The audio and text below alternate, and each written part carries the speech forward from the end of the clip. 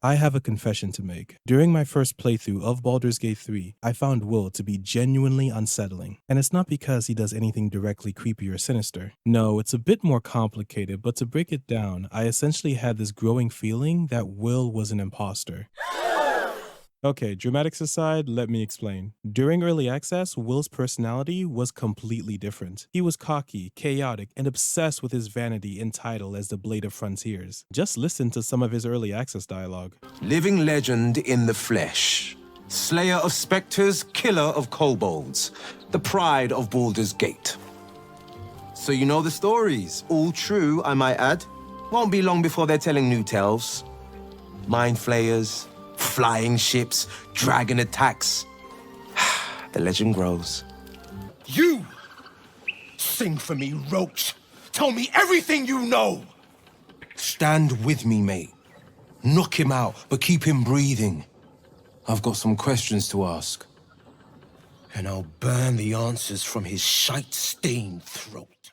It's night and day compared to the version of Wyll we have now. So what happened here? Where did things go wrong? Well, this part is actually pretty simple. During early access, players gave feedback that they didn't like Wyll's personality. In response, Larian rewrote the character and smoothed out his rougher edges. And that's how we got the more humble, heroic version of Wyll we have today. Now keep in mind, despite me being deeply unsettled by him, I actually don't hate this new version of Wyll. Larian's goal was clearly to avoid making another abrasive character and instead provide somebody likable and straightforward. And they succeeded. However, they only changed Wyll's personality and not his storyline. And this is where the identity theft and imposter stuff come into play. Because the current Wyll no longer fits his own narrative, his entire storyline feels like it was written for somebody else. A perfect example is when Wyll fails to kill Karlach after the party convinces him that she's clearly not evil. After that, Mizora, the devil who holds his contract, shows up and punishes him for his failure by turning him into a fiend. And when I first saw his transformation, my mind was honestly blown. It was insane. One of my companions had just been transformed into a demon with badass horns right in front of me. And I simply cannot emphasize just how cool this scene really is, but unfortunately, this is the peak of Wyll's story and we're only a few hours into Act 1. I'm not using any exaggeration, nothing else in Wyll's questline ever comes close to this moment. And the worst part is, despite this being the best moment of Wyll's story, it's kind of ruined by the fact that he doesn't really react to it. I mean, yeah, he's kind of annoyed by it, but that's about it. Like, Wyll should be on his knees right now, depressed, crushed, broken by this, but he just kind of goes, damn her, and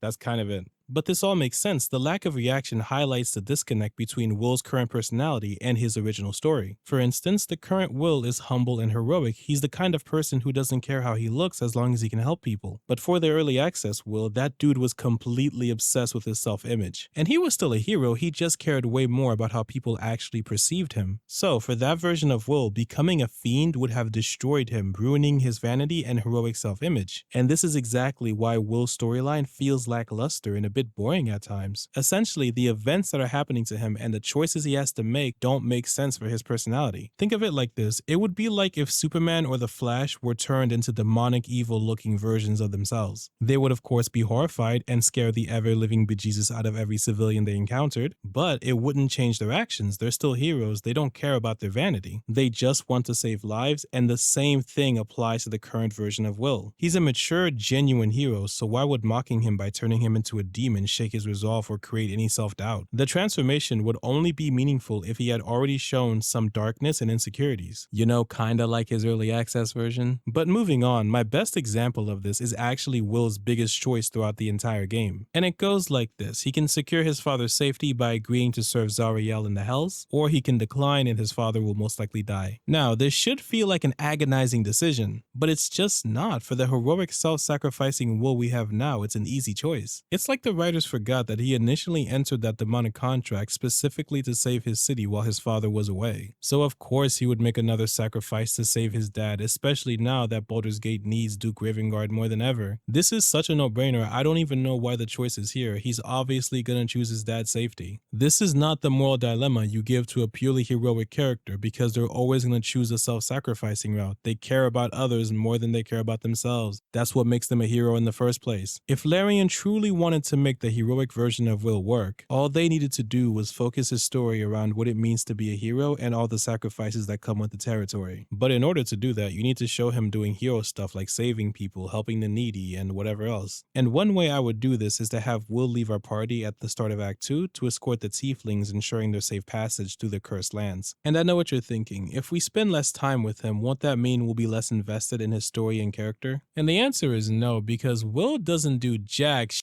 throughout Act 2 besides one very anticlimactic mission. Mind you, this is at the very end of Act 2. So instead of just waiting around till Act 3, Wyll could have been captured alongside the tieflings. It would be a very easy hero moment and explain why so many of the tieflings survive the Shadow Cursed lands. And besides that, just have him do smaller or bigger heroic tasks throughout the game and voila, you fix his character. Lastly, Wyll's biggest choice should not be between his father and his freedom. As discussed earlier, it's just way too easy of a choice for a hero to make. That's why I believe his storyline should lead to a decision that's going to affect countless lives. For example, he could be forced to choose between guaranteeing the safety of everyone inside Baldur's Gate, but to do so he has to abandon thousands of refugees outside the gates or letting them in and risking massive casualties on both sides. A choice like that would play on any hero's biggest fear, which is not being able to save everyone. But there's still a big horn-shaped elephant in the room when it comes to Wyll's character. Because currently, his horn/transformation mostly serve as flamboyant accessories without significantly impacting the story. And on the surface, it does seem fair because the horns are optional, all you have to do is just kill Karlach and you don't get them. However, since most players are obviously not going to kill Karlach, well, unless they're playing as a certain individual who would make even the most prolific of serial killers uncomfortable. But sadly, I've seen the Steam achievements and most of you just don't have the balls, and that's perfectly okay. You're gonna get the horns, so the only question left is how do we make them more impactful?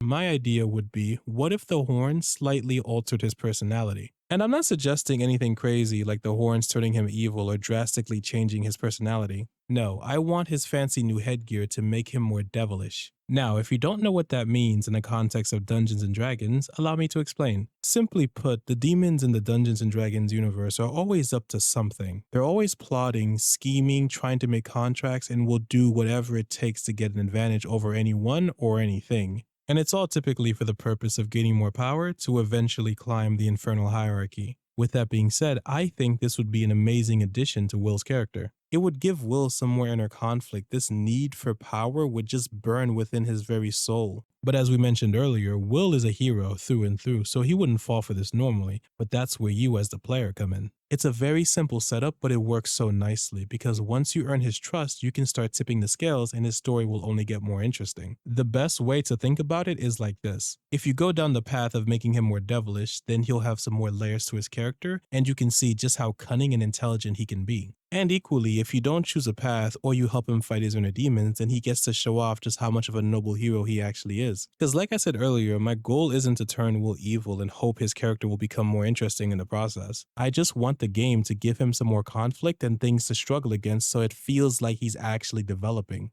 Because for a guy whose father has been kidnapped, who has a demon contract, all these facial scars, and a missing eye, whenever you talk to him, it never really feels like he has anything interesting going on or anything interesting to say. And lastly, if Wyll's transformation actually meant something more, it would answer one of my biggest questions I've had since my first playthrough. And the question is, why did Zariel send her fallen paladins after Karlach if Wyll was already chasing her? And while yes, Karlach is freakishly strong, I just don't think she would be able to beat Wyll in a 1v1 just because Wyll is a bit more versatile in both long range and short range combat. But I guess it just depends on how the fight goes. If she gets close, he's pretty much donezo's. But it never made sense to me. Why would Zariel send both her paladins and Wyll after Karlach? Because like I mentioned, Wyll seems perfectly capable of doing this mission alone. And on top of that, if her goal is just to have more manpower to make sure that Karlach gets hunted down, then why would she not tell Wyll about the paladins? Because when Wyll meets them in the storehouse, he thinks they're genuine paladins. He has no idea what's going on. Like, I genuinely cannot comprehend Zariel or Mazor's motivation here. All I know is that this reeks of something sinister. It's a very strange set of circumstances considering that Zariel truly wants Karlach back, so why would they overcomplicate the mission? With all this extra nonsense, it almost feels like they want Wyll to fail this mission so they can have a reason to punish him. And it makes perfect sense once you realize that Wyll is one of Zariel's best assets. Not only is he incredibly strong, but he could be the future Duke of Baldur's Gate. Without a single doubt, Wyll is probably one of Zariel's best tools, but there's one major issue. He could potentially break out of his contract any day now or in the future. So how would those devious demons make sure that he keeps serving their best interest even without the contract? And I think the answer to that is pretty simple. All you have to do is turn him into a fiend, slowly corrupt his personality so those pesky morals can move aside, and then finally you can control him with the promises of power and other goodies. Ultimately, though, Wyll Ravengard isn't inherently a bad character or even badly written. He's just stuck in a narrative that was written for someone else. And that's why I believe just any one of these slight changes would be enough to turn him into an amazing character, either by making him more of a hero or by giving his story a little bit more darkness to it. Because the foundation of his story and personality is already fantastic, so it just really breaks my heart to see it go to waste. And that's it. Thank you so much for watching. If you liked the video, give it a like and subscribe for more. And if you have any criticisms, feedback, or anything else like that, just let me know down in the comments.